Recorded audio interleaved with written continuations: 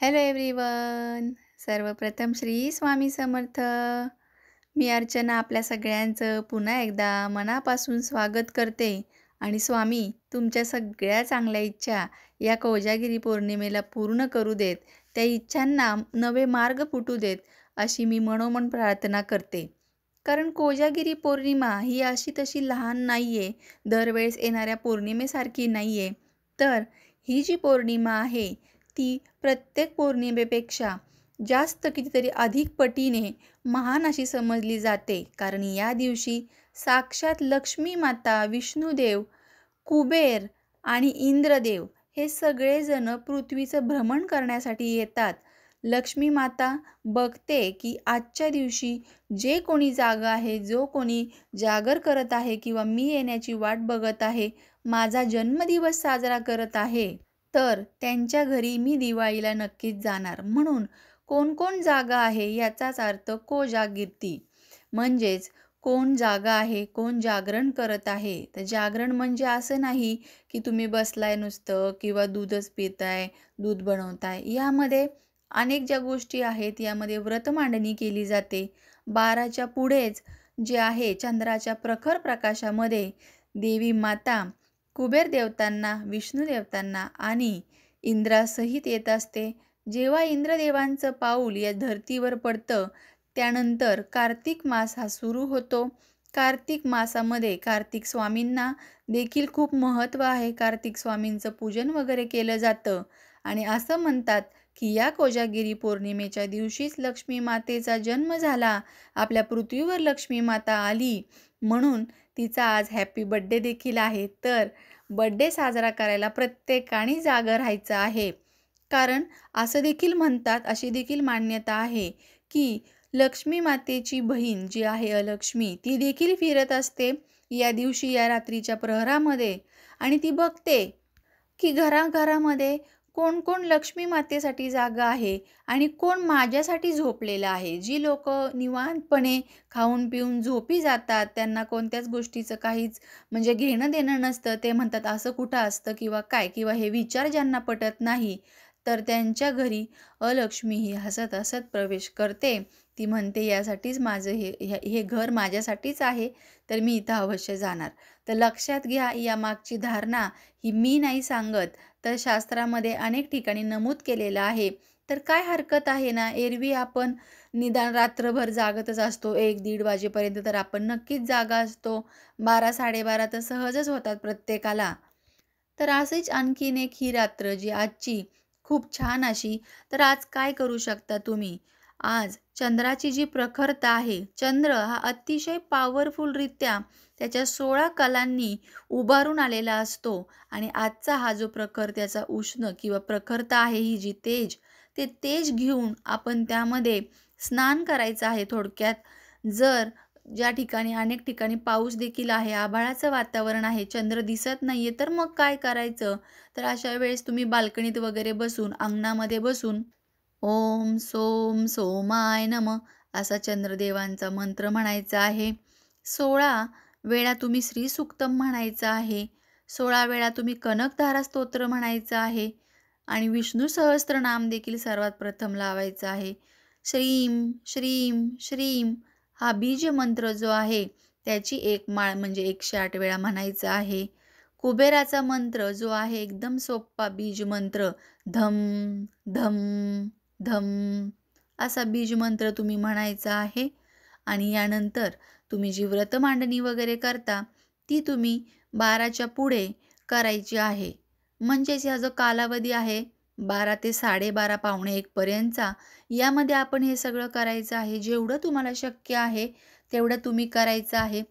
बरोबर रात्री 12 वाजता जेव्हा चंद्र पूर्ण त्याच्या 16 कलांनी आपल्या समोर येतो आणि अखंडित प्रकाश देत असतो, तर त्याच्या या प्रकाशामध्ये अमृताचा वर्षाव असतो असं म्हटलं जातं. म्हणूनच तुम्ही चंद्राचा जो मंत्र मी तुम्हाला सांगितला, तो मंत्र म्हणता म्हणता चंद्रदेवांना अर्घ्य द्यायचा आहे.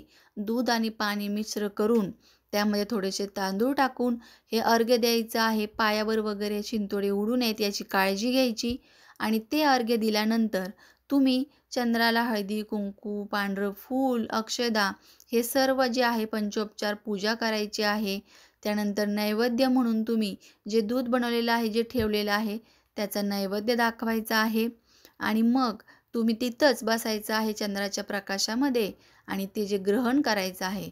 आजच्या दिवशी आहे ना, अनेक वैद्यकीय जे असतात आयुर्वेद वगैरे, ते आजच्या दिवशी खास करून त्यांचे जे पेशंट आहेत, त्यांना गोळ्या वगैरे देण्यासाठी किंवा सल्लामसलत करण्यासाठी बोलवतात किंवा त्यांचा जो मेडिकलचा स्टॉक आहे आयुर्वेद औषध किंवा गोळ्यांचा, तो आजच्या दिवशी ते भरतात. कारण आजच्या दिवशी चंद्राची जी प्रखरता आहे, जो अमृत वर्षाव आहे, तो या औषध गोळ्यांमार्फत आपल्या पेशंटला मिळावा आणि पेशंटला चांगले आरोग्य मिळावं. तसंच प्रत्येकाने घरामध्ये काय करायचं आहे, ज्याच्या ज्या मेडिसिन्स आहेत किंवा आपल्या लहान मुलांच्या औषधं असतात, जे आपण आणून ठेवतो स्टोअर करून, तर ते सर्व तुम्ही एका अ, ठिकाणी म्हणजे ट्रेमध्ये वगैरे किंवा एखाद्या पातळ कपड्यामध्ये वगैरे तुम्ही खाली व्यवस्थित अंथरायचं आहे. काही ना काहीतरी किंवा प्लेट, तर त्यामध्ये या सगळ्या बॉटल्स किंवा औषध गोळ्या किंवा तुम्ही व्हिटॅमिनचे टॉनिक्स वगैरे घेताय किंवा मग तुम्ही कोणतंही आयुर्वेदिक असं कोणतं सप्लिमेंट घेताय किंवा होमिओपॅथिक घेताय, तर त्या सगळ्या गोष्टी तुम्ही इथं ठेवायच्या आहेत. याशिवाय तुम्ही जे वापरत असणारे क्रिस्टल्स, तुम्ही वापरत असणारे ब्रेसलेट्स आणि कोणतेही रत्न वगैरे धारण केले असेल अंगठीमध्ये ते, हे सगळं तुम्ही तिथं ठेवायचं आहे. आणि याशिवाय ज्यांना मानसिक त्रास वगैरे आहे, त्या सगळ्यांनी भरपूर जे प्रकाश आहे हा चंद्राचा, तो घेण्याचा प्रयत्न करायचा आहे. अंगणामध्ये खुर्ची टाकूनच बसायचं आहे किंवा चटईवर मस्तपैकी तिथं तुम्ही अगदी लेटून देखील तुम्ही चंद्राकडे बघत-बघत मंत्र वगैरे लावून शेजारी मोबाईल ठेवून एकदम चांगली जी पॉवर आहे ती ग्रहण करू शकता. याशिवाय अतिशय महत्त्वाची गोष्ट म्हणजे आजच्या दिवशी एक 5 मिनिट तरी तुम्ही मेडिटेशन करायचं आहे. मेडिटेशन हे अतिशय शुभ फलदायी देणार आहे. आध्यात्मिक मार्गामध्ये पुढे जाण्यासाठी तुम्हाला मेडिटेशनची ही पहिली पायरी आज उचलायची आहे. आणि याशिवाय आज कोजागिरीचं जे व्रत आहे आपण सत्यनारायणाचं करतो, ते पुढच्या दिवशी म्हणजे नेक्स्ट 17 तारखेला करायचं आहे. त्यामुळे आजपासून तुम्ही संकल्प देखील घेऊ शकता, की मी आजपासून 11 पौर्णिमा करणार आहे. हे जे पौर्णिमेचं सत्यनारायणाचं व्रत घरच्या घरी, तर तो संकल्प तुम्ही आज चंद्रदेवांसमोर सोडू शकता. आणि दुसऱ्या दिवसापासून म्हणजे 17 तारखेला तुम्ही हे व्रत मांडणी करू शकता.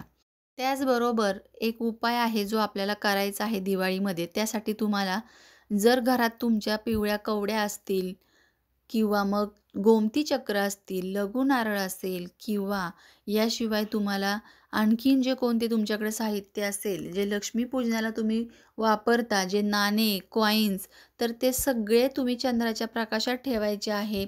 याशिवाय अनेक जण आपल्या घरातील ज्या मूर्ती आहेत देवांच्या, त्या देखील या चंद्रप्रकाशात ठेवतात. जर टेरेस असेल आपलं स्वतःचं किंवा बाल्कनी असेल तिथे. यामुळे काय होतं, तर त्याच्या लहरी आहेत, ते ऊर्जा तत्व आहे, ते आपल्या या मूर्तीमध्ये आणखीन चांगल्या प्रकारे येतं व ती मूर्ती अधिकच जास्त श्रेष्ठ यामध्ये दैवत्व उतरतं, म्हणून ही त्यामागची धारणा. चला तर मग पुन्हा भेटूया अशाच नवीन माहितीसोबत. तोपर्यंत सर्वांना श्री स्वामी समर्थ. आणि व्हिडिओ जर आवडला तर तुम्ही नक्की लाईक करा आणि अजून जर आपल्या चॅनलवर प्रथमच आला असताल तर सबस्क्राईब केल्याशिवाय जाऊ नका. सोबतचं बेल बटन देखील प्रेस करा, जेणेकरून नवनवीन माहितीचे नोटिफिकेशन तुमच्यापर्यंत सर्वप्रथम पोहोचतील.